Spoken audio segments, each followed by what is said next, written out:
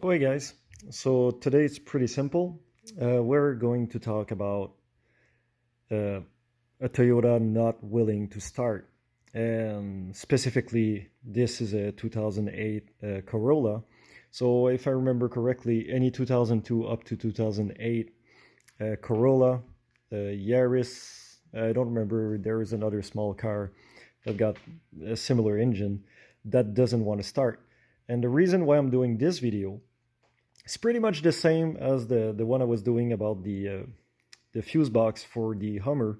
I found out that a lot of people had problems with the Toyota not starting, but they changed everything and they couldn't figure what was happening. So usually when you encounter that kind of problem, there's two things that may happen. One of them is check the compression for your cylinders. Those models, for a reason or another, when the compression is a bit low, the vehicle will not start.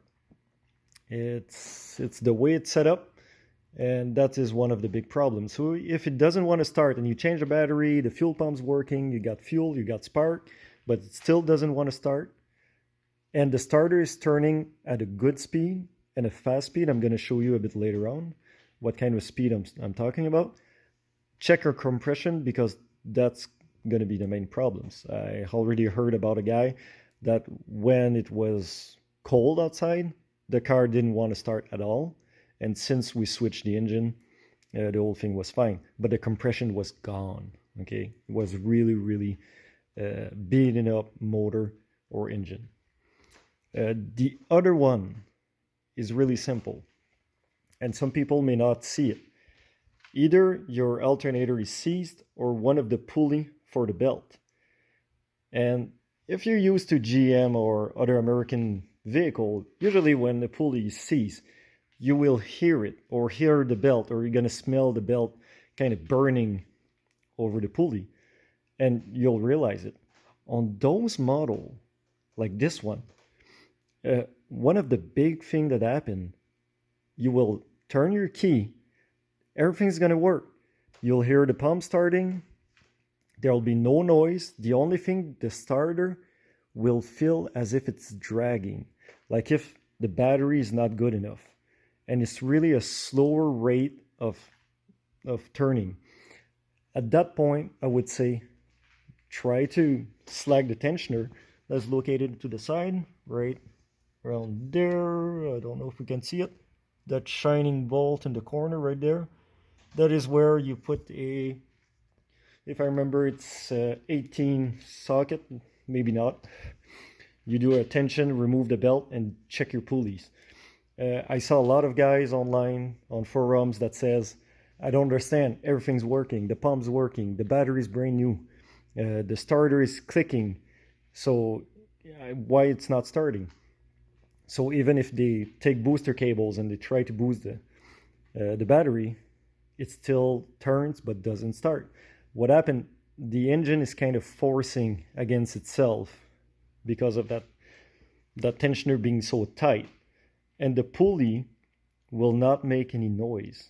There won't be any crying from the belt itself. So that is one of the main thing that happened. So what I'll do, I'll just do a quick step-by-step how to diagnose it quickly. It's not super specific, but at least it'll give you a heads up.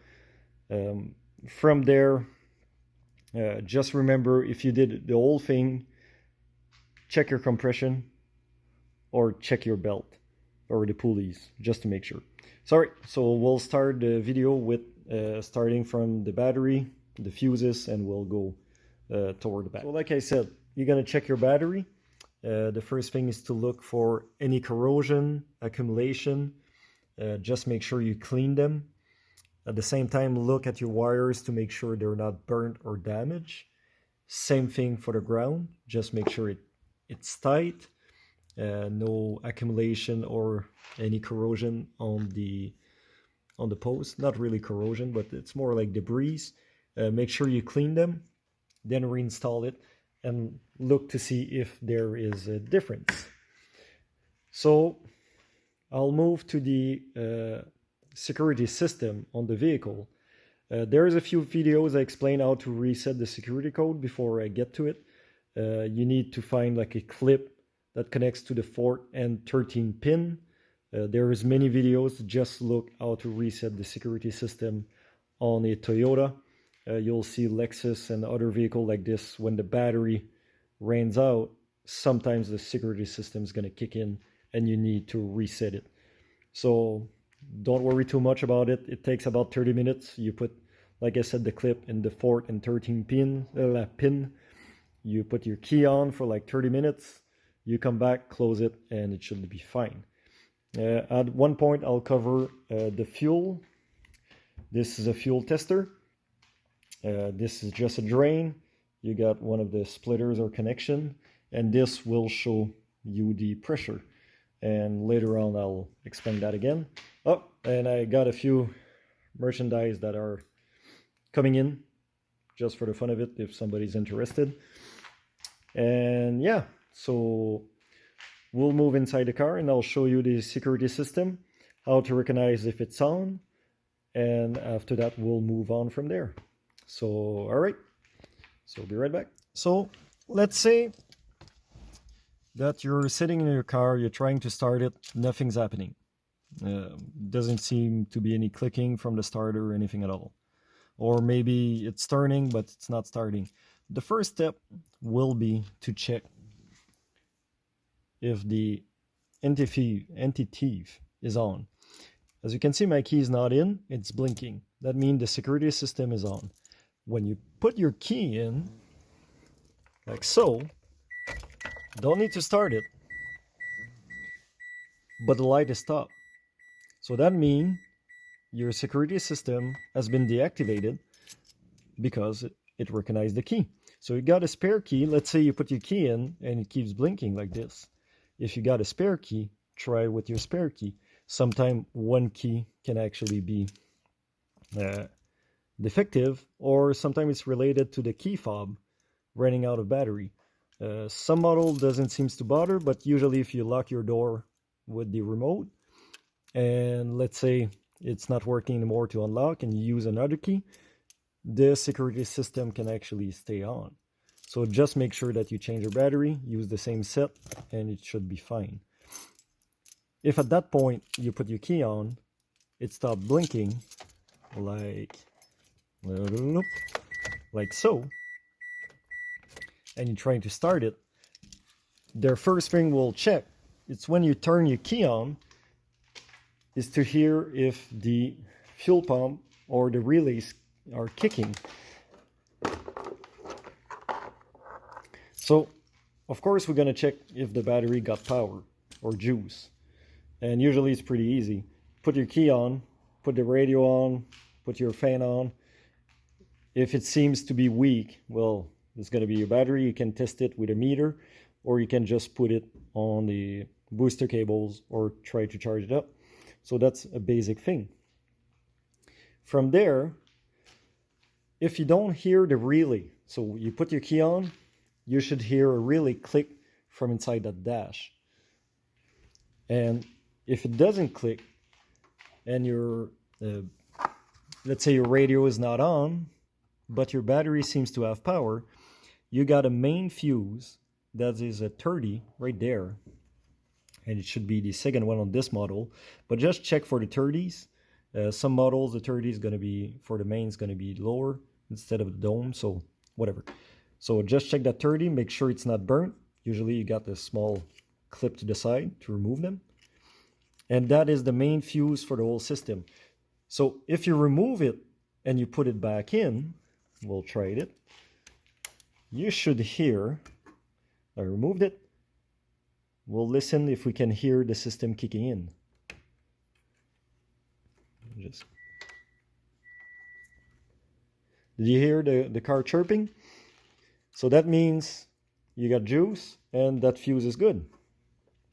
For the relay itself, the amp 30, the 30 amp right there, is the second one next to the main one. This one controls the power from the battery that moves to the fuse box. Power goes through here and will move behind the dash. And behind the dash right here, we just need to lift it up. Then we can disconnect this, slide it down. So the only thing you need to do is pull it up, slide it down until that little leg goes in line with the groove, and you can remove that. So in the back here, about around there, just in the back there, there's actually a relay for the starter. And that relay should click when you turn the key. So if you turn the key and it clicks, that is a good sign. From there, you got another test you can do, and it's pretty easy. The starter is at the bottom right there. There is the live wire that is covered right there. Oh, we'll try to focus on it. You see, that's the live wire. And just behind it, right there, there is actually a little connector.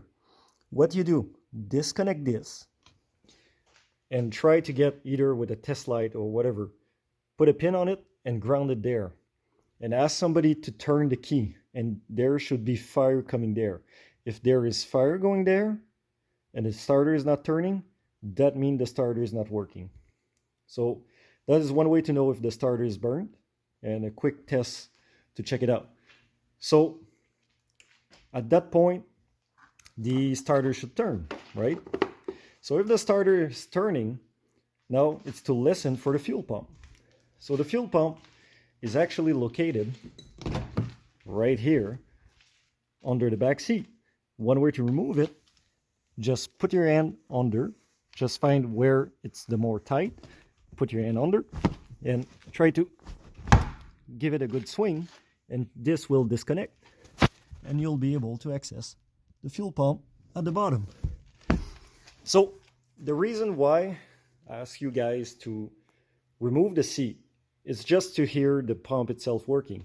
So you put your key in, turn it on, try to turn it, you should hear the pump working. That is one of the first part. So after that, what you can do, it's pretty easy test. Let's say it's turning, doesn't want to start. Remove that cover. We got a 10 millimeter here and here. We just need to pop those and it will give you access to the ignition coils. So I'll be right back. I removed the cover. So remember, you got two 10 millimeters located here and there. They'll look like this. And for those, they're actually just push in. So you can use a screwdriver, or usually I use a long nose pliers, and I come from the back and I grab them and I just pry them upward. And usually it works to pop them up. So here, the reason why we remove that is to gain access to the ignition coils. On those model, and it depends on the year, but on this specific one for the 2008, the first ignition coil serves as a ground for all the others. So if the first one is faulty, you will not get a code on your dash, and you need to remove the first one. So one way to test it is just to remove this one with another one, switch them around, and try again. Then if you got a few sparks, there it is. And usually you'll get a code saying that the second one is faulty. So that's one thing, because I was doing some tests and one of them was actually fried. And that's how I figured it out. I just switched them around and I realized that. And when I was looking at the diagram for the 2008, it says the first one was actually the ground itself. So that's another thing you have to check. Then what you can do, just to make sure, unscrew this. Again, I think it's a 10. Is it a 10? We'll check. Yep, it's a 10. So you just need to remove that 10 millimeter. Then the all ignition coil is gonna pop. The thing is this, it's the spark plug is really deep in those models. So you'll need either a socket with a magnet to be able to unscrew it and remove it.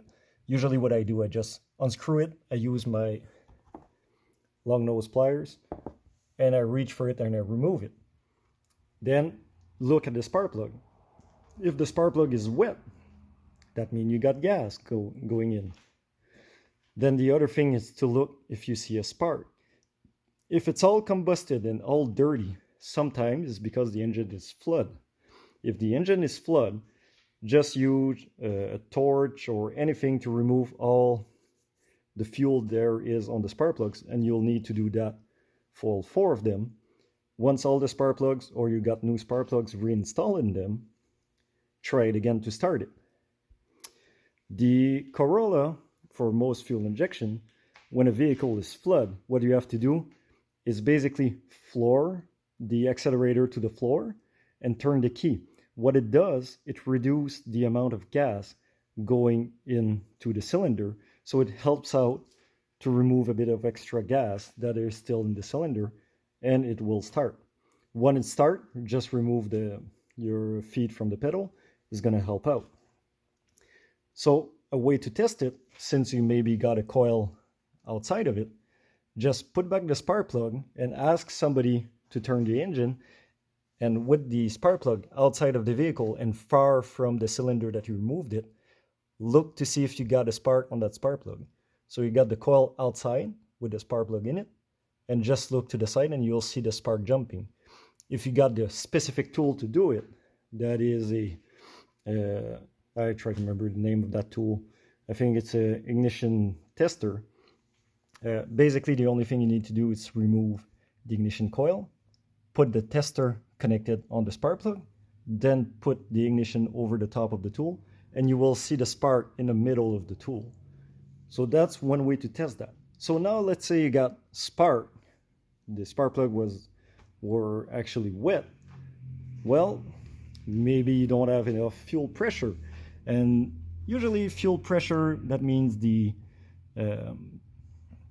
gas pump is starting to get defective. You will feel it when you drive. It's rare that a fuel pump will just die on right away. You'll have a few days when the vehicle is hard to start. You'll have a few problems when accelerating and stuff like that, and really rough idle at lights. So there is symptoms, but it may happen that it just quit on you. So for that, this is your fuel line. As you can see, that line is coming here. You got a splitter right there. It goes over there, come here.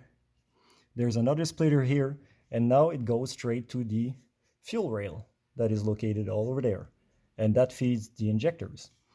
So what you can do is actually disconnect it from here, since you got more space, and get a fuel tester.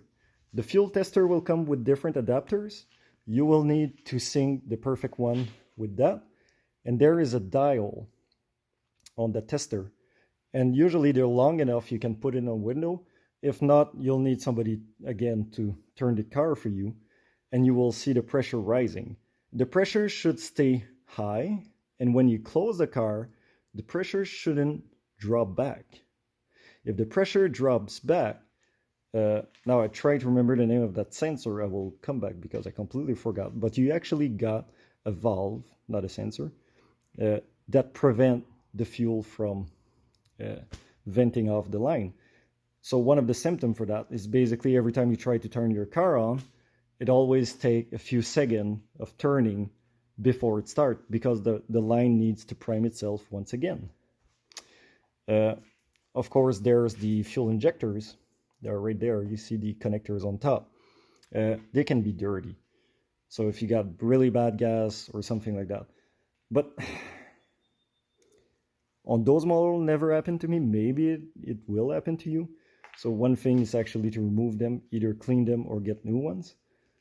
But the Corolla comes with the pump with a filter at the bottom. So it's really rare that you get dirt and stuff like that, because it's not like those old models where you got a fuel line and the filter on that line that comes here. Since it's straight in the tank, all the debris usually stays there. So yeah, it's rare you get something with the injector, but it may happen. At that point, like I'm telling you, it will kind of start, but it's going to be really rough, and it's going to try to kick in, but it's never going to work because you're lacking too much fuel.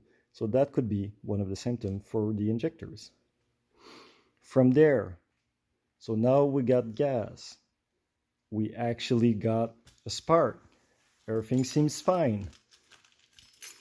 I will show you how fast a starter is supposed to turn to work. So listen carefully at the speed of this starter. Ready? Listen. We'll do it again. You hear it nearly does like 3 to 4 turns within a second. And it's gonna start, or whatever when it starts. If it's slower than that and it goes, I'm sorry for the sound effect, but it goes, there's two things: weak battery, or something is preventing the engine from turning at its normal speed. And there is the problem. Either the alternator or one of the pulley is seized. So if you got a Corolla on your back in your backyard, was working fine, you parked it for like a week or so, or even though from a little while it seems to be harder and harder to start and the starter was slower and slower, maybe it's the starter getting weak. But you should check to make sure that you can actually turn those belts, or don't let somebody turn it and look at the belt to see if it turns, because it will turn, but the engine's going to turn against it. So it's still going to spin. There's maybe no noise whatsoever, because the tightener is so tight on this that as soon as the cranks start trying to work, the whole thing's going to spin and turn. So just make sure you look at that. And I think for those people that change the battery, the starter, the fuel pump, the ignition, the spark plugs, the sensor, the valves, and they can't figure it out, this is the problem. And it's hard to think about, because usually you got signs of a belt or a pulley being seized. So that will be your problem. So yeah, so I know that was a really fast speed run. There's another fuse box under the dashboard where you got the M2. The M2, if I remember, is a 7.5 fuse. This one, again, sends the signal to the starter, or it's one of the steps to reach there. Well, the relay is not supposed to click. So if the relays click, or if the relay doesn't click, look at that 30 fuse box that's under there, the two of them, the main and the secondary one, the M. Look under the dashboard. From the floor, when you're literally just laying on the floor, and it's going to be hard to see, but there is actually at the bottom of this and upward, you'll see there's actually a fuse box with a little cover that you can remove, and it's going to say M2. So remove it. If those two are removed and you still don't hear the click, you change them, the relay may be the problem. And I know there's a few guys that got actually specific videos to change that relay. But for me, what I really wanted to let you guys know, if you did the whole thing but your starter is slow, this is the problem. Okay, I just hope this is going to solve a few problems. I saw so many people having problems with those cars, and usually it's either a fuse, but if the starter is good, the fuel is there, the spark is there, there's your problem. It seems really stupid, but it's really simple to solve, and it's just knowing will make a big difference. So on this, I hope this helped somebody out, and see you around, guys.